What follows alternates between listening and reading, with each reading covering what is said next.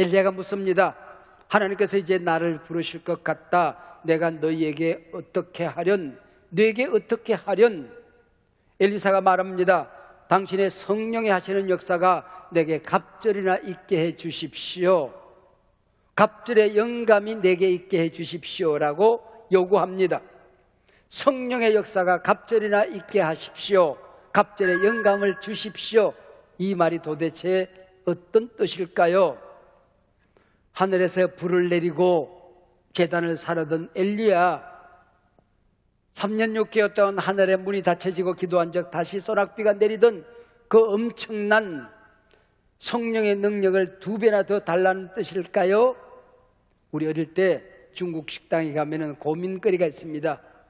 짜장 먹을까 짬뽕 먹을까, 그리고 또 고민합니다. 보통 먹을까 곱빼기 먹을까. 그러다가 크게 외치지요. 짜장 곱빼기 그럽니다. 곱빼기 문화 때문에 이 성경을 읽으면 금방 우리나라 사람들의 머릿속에 엘리사가 스승의 능력 곱빼기를 요구하는구나, 그렇게 생각하기 쉽습니다. 성령은 분량이 아닙니다. 인격입니다. 제가 여러분 가정에 신방을 간다면은 어떤 가정은 유형모 보통이 가고 어떤 가정은 유형모 곱빼기가 가고 그러지 않습니다. 그냥 유형모가 가는 겁니다.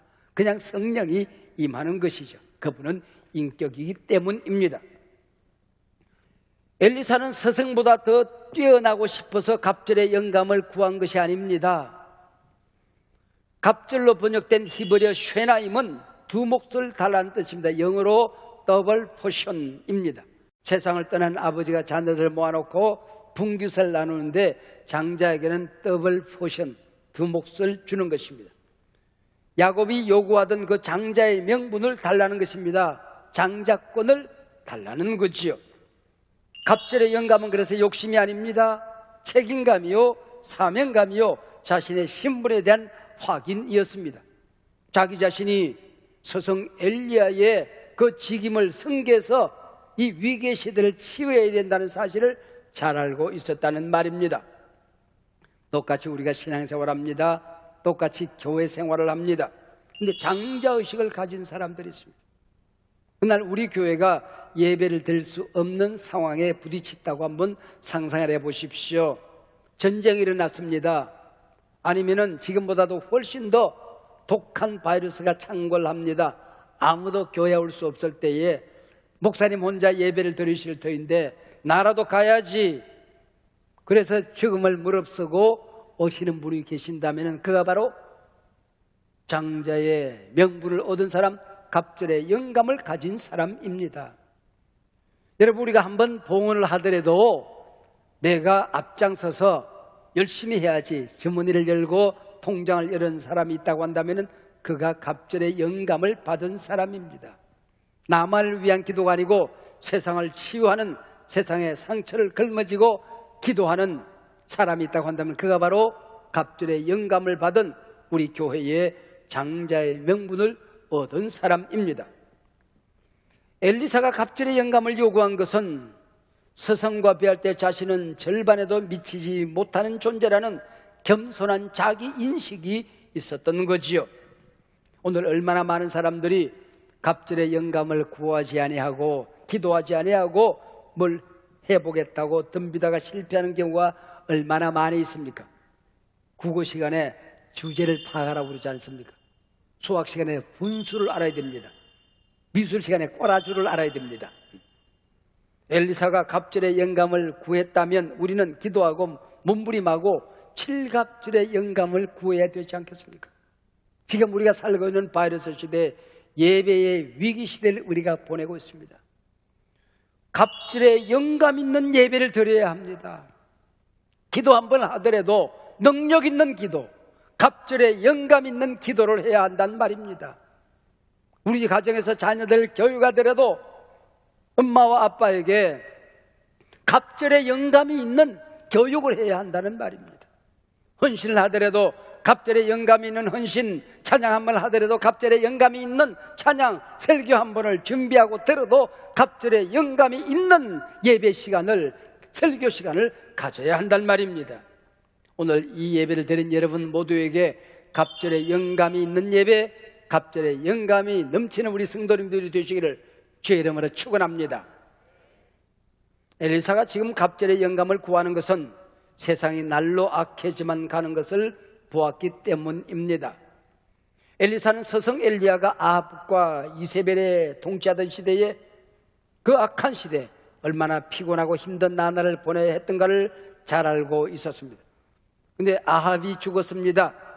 이제는 좋은 세상이 오려나 했는데 그 아들 아하시야가 더 악하기만 합니다. 그리하여 갑절의 영감을 달라고 기도하는 것입니다. 사랑하는 여러분, 오늘 우리는 어떤 시대를 살아가고 있습니까? 모든 것이 달라지는 문명사적 전환기입니다. 오늘 부흥하는 종교는 단 하나, 자기 숭배 종교라고 하지요. 나만 옳고 온전한 너는 틀렸습니다. 극단적인 진영 대결입니다. 갈등 공화국입니다. 전 세계에서 이 나라가 갈등이 가장 심각한 나라가 되었답니다.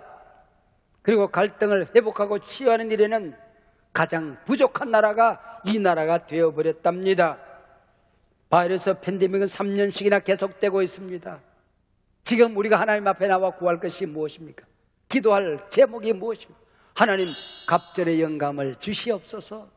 갑절의 능력을 주시옵소서. 하나님, 세상을 섬기기에 너무나 부족합니다. 갑절의 축복을 허락하여 주시옵소서. 세상을 사랑하기가 벅찹니다. 갑절의 사랑을 내게 주시옵소서. 갑절의 영감을 주소서. 이 말은 세상이 너무 어려워지고 있으니 배나더 제가 열심히 일을 해야 합니다 하는 결단입니다. 코로나 바이러스로 사회적 약자들이 많아졌습니다. 전쟁과 산불, 사회적 재난으로 고통 중에 있는 사람들이 너무나 많아졌습니다. 그러니 제게 갑절의 영감, 갑절의 은혜, 갑절의 건강을 주셔야 되겠습니다라고 간구하는 것입니다.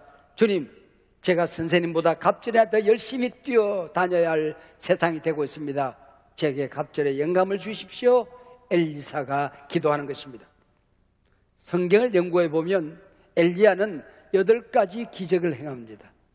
갑절의 영감을 받았던 엘리사는 성경에서 정확하게 갑절 16가지 기적을 행합니다. 물론 엘리야가 8가지, 정확하게 엘리사가 16가지 기적만 행했다는 것은 아닙니다. 성경의 해석이, 성경 저자가 이것을 정확하게 읽고 이렇게 8가지, 16가지를 뽑아서 기록하고 있는 것입니다. 이제부터 엘리사는 서성 엘리야가 하던 사역을 이어가게 되었습니다. 하나님의 역사는 한 사람이 떠났다고, 때로 한 사람이 포기하고 넘어졌다고 중단되지 않습니다. 엘리야에 의하여 사르밧 여인에게 기름병에 기름이 떨어지지 않았듯이 엘리사에 의해서 신학생 남편을 잃은 여인의 기름병에 기름이 떨어지지 않았습니다. 엘리야가 사르밧 여인의 죽은 아들을 살렸듯이 엘리사는 수넴 여인의 죽은 아들을 살려냅니다. 엘리야에게 불말과 불수레가 나타났듯이 엘리사는 도단성을 보유사하고 있는 불말과 불술에 의해서 보호를 받습니다. 갑절의 영감이, 능력의 사역이 복사품처럼, 복제품처럼 성경에 나타나고 있습니다.